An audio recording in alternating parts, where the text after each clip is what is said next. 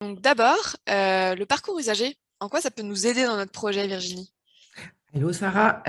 Écoute, alors ça peut nous aider à plein de choses, à trois je dirais en gros.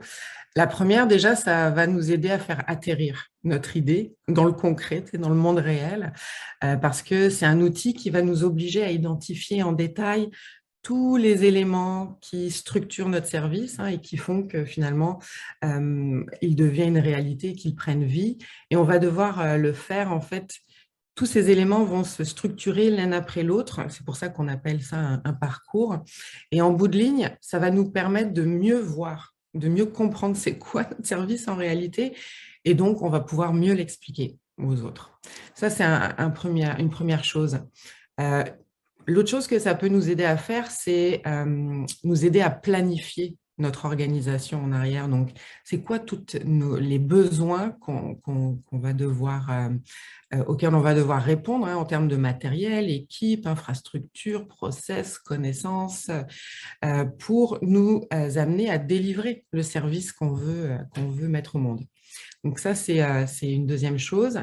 Mais je dirais qu'au-delà de tout ça, c'est un exercice qui va globalement nous aider à éviter de faire des erreurs, tout simplement. Donc, ça va nous forcer à réfléchir vraiment profondément, éviter les oublis sur des choses peut-être qu'on ne voit pas tout de suite, mais qui sont vraiment fondamentales pour le service. Et du coup, éviter qu'une fois qu'on a déployé notre service en bout de ligne, personne ne l'utilise. C'est vraiment ça qu'on veut éviter. Donc, globalement, ça aide à augmenter le potentiel d'adoption dans notre beau jargon du service. Qu'est-ce que tu veux dire par augmenter le potentiel d'adoption? C'est ça. Euh, alors, tu sais, quand on conçoit un service pour quelqu'un, euh, avant tout, on conçoit une relation de ce quelqu'un avec notre service. Tu sais, quand il pense bien, si personne utilise un service, ben, le service, il n'existe pas. Tu sais, si tu invites quelqu'un à souper chez toi puis qu'il ne vient pas, ben, il n'y a pas de souper. C'est ça, en fait, la relation. Et donc, c'est le lien avec l'adoption qu'on fait. Et comment on arrive à aborder cette relation-là? On va essayer de prendre le point de vue de l'expérience qui est vécue par le public qu'on vise. Donc, qu'est-ce que l'humain à qui on offre un service vit concrètement quand il utilise notre service? Tu sais, on a tous vécu une expérience négative dans notre vie avec un fournisseur de services. Je viserai personne, mais qu'est-ce que ça génère chez nous? Ben, des pensées négatives, des émotions négatives. Et qu'est-ce que ça fait si on a une expérience négative? Ben, on décroche du service. En général, on déconnecte, on n'y va plus, puis on cherche ailleurs. C'est exactement ça qu'on veut éviter. On veut éviter un décrochage dans l'adoption de notre service.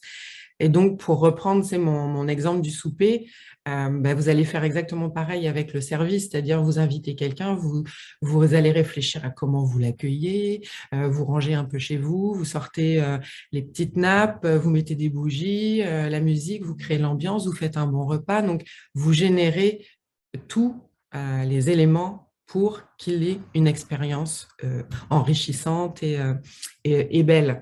Euh, et donc, on va faire exactement la même chose avec notre service en se demandant, est-ce que mon service, l'expérience que je suis en train de créer, elle est utile?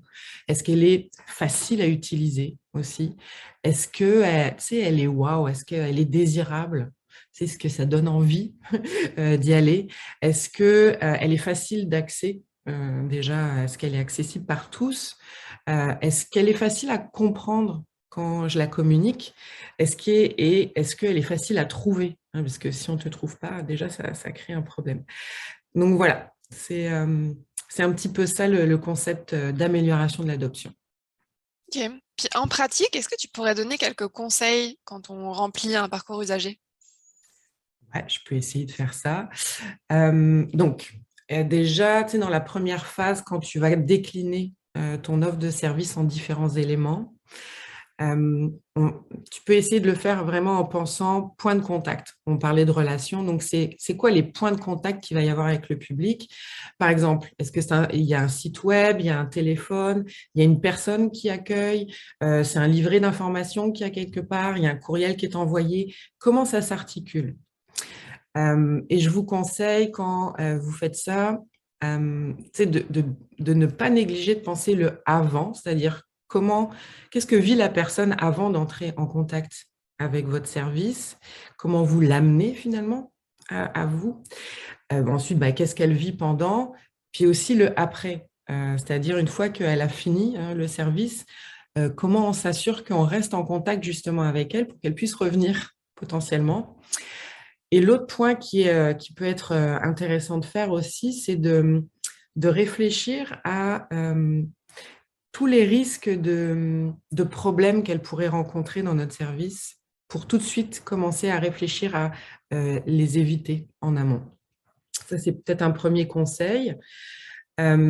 Ensuite, la deuxième chose pour remplir le parcours usager, c'est donc de se mettre donc, dans les souliers de notre public cible. Donc, pour ça, on peut utiliser la synthèse des caractéristiques de notre public qu'on vise autour d'un persona. Et puis, à partir de ce persona qui a des besoins spécifiques, des désirs particuliers, on va tout simplement lui faire traverser les points de contact qu'on a identifiés et on va créer une histoire. On va générer un scénario d'expérience avec ce personnage. Évidemment, ça ne se fait pas un d'un côté, ensuite deux l'autre. Souvent, on a des allers-retours parce qu'on se rend compte que quand on fait marcher notre persona dans nos points de contact, pouf, ok, on va changer le point de contact, etc. Donc, faut pas. C'est vraiment un exercice qui fait des allers-retours, c'est pas linéaire, mais ça nous permet justement d'améliorer notre idée au fur et à mesure. Puis, un autre conseil que je donne, c'est une fois qu'on a fait toute cette partie qui est, on va dire, plutôt visible de notre service, je vous conseille de réfléchir tout de suite à ce qui n'est pas visible, c'est-à-dire à tout ce que quels sont vos besoins à vous, en fait. Ça va être quoi votre expérience à vous? Comment vous allez devoir vous organiser pour fournir ce service de la meilleure façon qui soit. Ouais. Donc, si je comprends bien, un parcours usager, ça permet d'expliquer notre projet étape par étape. Ça nous permet d'avancer dans notre planification pour identifier les grandes activités à planifier.